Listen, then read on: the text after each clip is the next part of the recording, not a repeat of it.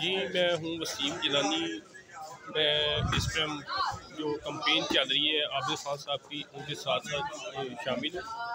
हल्का PP 145 और हल्का N 117 के हवाले से मैं अब यहाँ पे शहरियों से बात करूँगा कि वो आया कि आबिद खान साहब को क्यों सपोर्ट कर रहे हैं।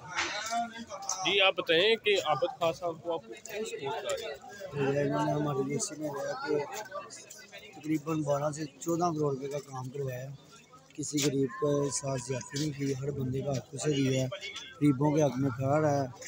रेडी वाले से इसका पूछ लो, किसी गरीब से पूछो, या फिर बताइए आप लोगों क्या, हर बंदे को इन्होंने सपोर्ट किया। इनका कहना था कि आबिद खान साहब जो दुखी लोग हैं उनका मदावा करते हैं, इनके जो गेट पे आता है वो कभी खाली नहीं गया और हर गरीब की मदद करते हैं।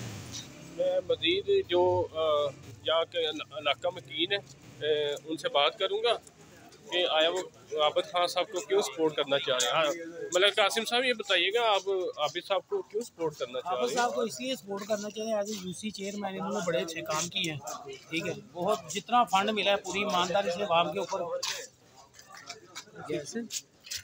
ऐसे ही पकड़ ये जितना फंड इन्हें मिला है एज ए UC चेयरमैन, इन्होंने मुकम्मल ईमानदारी से अपने हल्के पे खर्च किया है।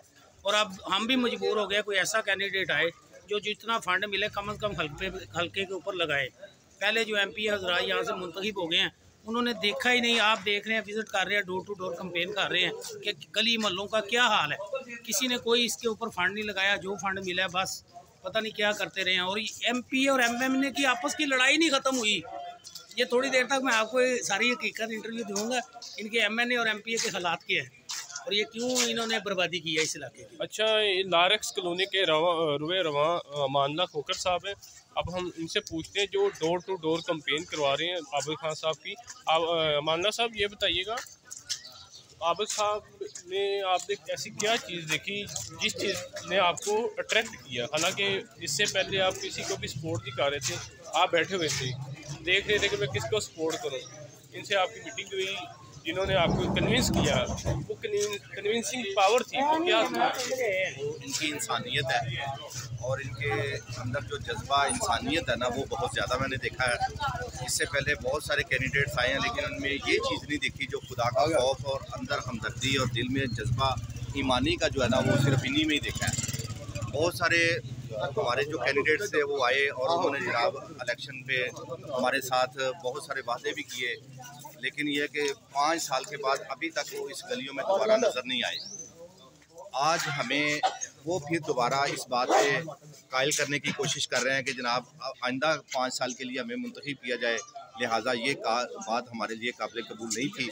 अब हमने सोच समझ कर ये फ़ैसला किया है कि आबिद खान को ही सपोर्ट करना है, क्योंकि ये एक ईमानी जज्बा और हमदर्दी रखते हैं। इन्होंने अपने इलाके में चेयरमैन होने की हैसियत से जो खिदमात इंजाम दी है वो किसी से लुकी छुपी नहीं है, वो बड़ी वाजिया है और इन्होंने बड़ी ईमानदारी के साथ गरीब आवाम की, बेवा औरतों की और मजलूमों का बहुत ज़्यादा साथ दिया है। इसलिए हमारा अब इन पे ज़मीर मुतमिन है। हम चाह रहे हैं कि जनाब इनके साथ चल के दूसरों दोस्तों को भी कायल करें ताकि वो जो है ना एक अच्छा रास्ता इख्तियार करके इस हमारे इलाके की खिदमत भी करें और गरीब आवाम की उनके साथ चलें। और ये थे मानला खोकर साहब जो कि लारेक्स कॉलोनी के रुए रवां हैं, और अगर ये कॉल कर दें सबको लारेक्स कॉलोनी को तो फिर वोट इनकी ही तरफ से जाएगा आबिद खान साहब को। ये आबिद खान साहब के लिए बहुत बड़ी अचीवमेंट है।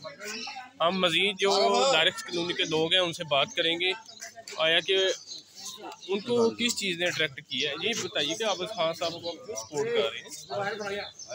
इंशाल्लाह वो अच्छे आदमी है इसलिए सपोर्ट कर रहे हैं। ये इलाके की बहुत खिदमत की है, पहले भी चेयरमैन रह चुके हैं तो इसलिए उसको सपोर्ट कर रहे हैं। अच्छा, मैं ये बता दूं, आबिद खान साहब बिल्कुल आज़ादाना इलेक्शन लड़ रहे हैं, तो सबसे बड़ी बात है शादरा के रहायशी भी हैं, लोकल कैंडिडेट है। ये भी चीज़ें छोड़े, मैं जिस गरीब बंदे से भी मिला हूँ, चाहे वो गरीब है चाहे अमीर है, वो एक ही बात कर रहे हैं, ये दुखों का दावा करते हैं, किसी गरीब को खाली हाथ नहीं लौटाते। ये सब की ज़ुबानें ज़द-ए-आम हैं। और जो उन्होंने चेयरमैनशिप अपनी काटी उसमें काफ़ी लोगों के तरक्याती काम भी करवाए हैं इन्होंने। और जो आपको पता करप्शन के जो गढ़ थे, जन्म पर्ची होगी, डेथ सर्टिफिकेट हो गए, इस तरह के जो दूसरे मामला थे जिनमें अच्छी खासी रिश्वत वसूल की जाती थी, जिसकी सरकारी फ़ीस ही 100 रुपये, लेकिन उनसे 5-5, 6-6 हज़ार रुपये, 2-2 हज़ार, 3-3 हज़ार रुपये चार्ज करते थे। लेकिन इनके टन्योर में, इनके हल्के में वो जो सरकारी फ़ीस थी वो 100 रुपये ही चार्ज की जाती थी। और दूसरा इनका कहना था कि जो लोकल हैं लोग, उनका कहना है कि इनके जो दरवाजे पे एक मरतबा चला गया ना, वो चाहे कोई भी है, इन्होंने उसका लाजमी हल निकालना है कोई ना कोई। उनके साथ चलेंगे माली तौर पे भी, फिज़िकली तौर पे भी, हर लिहाज से उनको खाली नहीं छोड़ेंगे। अभी ये डोर टू डोर कैंपेन जारी है।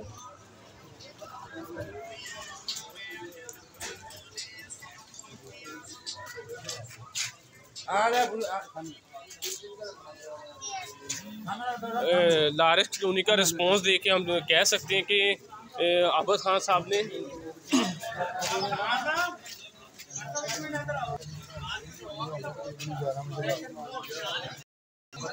ये देखें लोगों का प्यार है जो अब्बास खान साहब को उनके सर पे प्यार भी दे रही हैं, माएँ हैं, बहनें हैं।